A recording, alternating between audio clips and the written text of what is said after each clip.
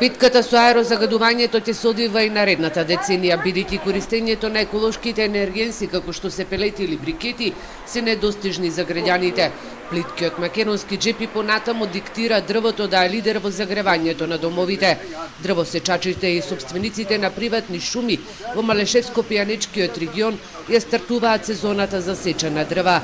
За сега не може да се предвиде дали ќе има криза со огревното дрво, но според председателот на Сдруженијето на собственици на приватни шуми Војо Соколовски, сите зависи од временските услови, а и од фирмите кои ќе ги добијат тендерите за сеча. Во смисла на подобра организација од луѓе кои работат непосредно во шума, бидејќи тоа не го работи јавното претпријатие, туку оние кои ќе ги добијат тендерите се организираат и излезат на пазарот што поскоро со дрвни сортименти, за да не се ствара вештачки недостаток на дрвни на огрев во Република Македонија, пред се граѓаните тоа ги интересира, нели?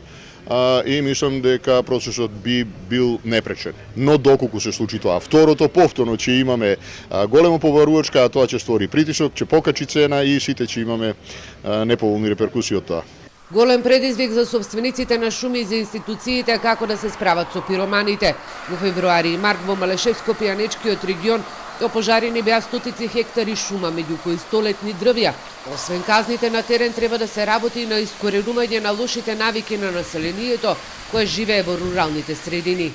Јас знам дека казнените мерки се еден од начините, ама ние ако не му кажеме на населението кое претежно живее во руралните средини дека тоа е лоша мечкина услуга, затоа што вие да си ја запалите сопствената шума, од тоа да бенефитирате што да речеме втора или трета класа дрвни сортименти, затоа што пожарот ќе си го направи своето, голем дел од дрвната маса ќе ја уништи, онаа што ќе остане не може да биде со врвен квалитет. Соколовски смета дека е време да се инвестира во заштита на шумите од пожари и нелегална сеча.